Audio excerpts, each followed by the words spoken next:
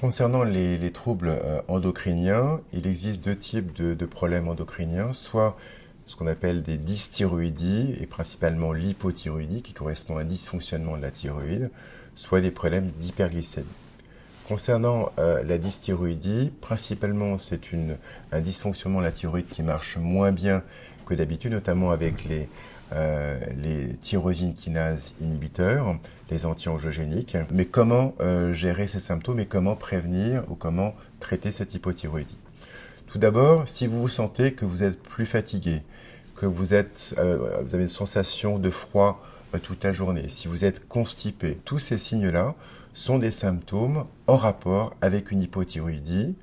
Même chose pour l'anémie, et de ce fait, il faut en parler à votre médecin qui va réaliser des tests sanguins, notamment les tests concernant la TSH et la T4, de façon à voir si ces marqueurs biologiques sont modifiés et traduisent véritablement une hypothyroïdie à la fois biologique mais également clinique.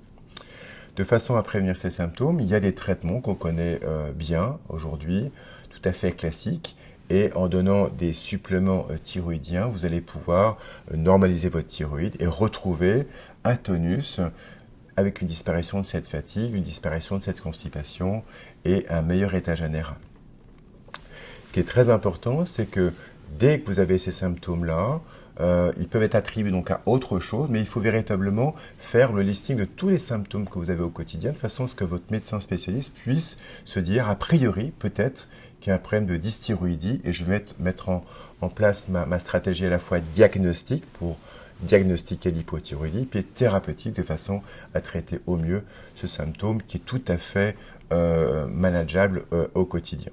Concernant l'hyperglycémie, qui est également un autre symptôme endocrinien, lié aux agents anti-angiogéniques et plutôt principalement lié aux molécules qu'on appelle les anti-mTOR, eh bien, lorsque cette hyperglycémie donc apparaît, elle va s'accompagner de symptômes cliniques qui sont les suivants.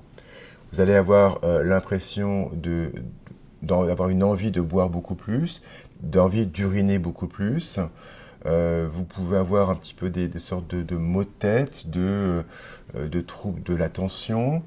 Et en faisant une prise de sang, on va révéler que votre taux de glycémie est très élevé et qu'il faut du coup traiter ce symptôme par ce qu'on appelle des antidiabétiques oraux ou de l'insuline.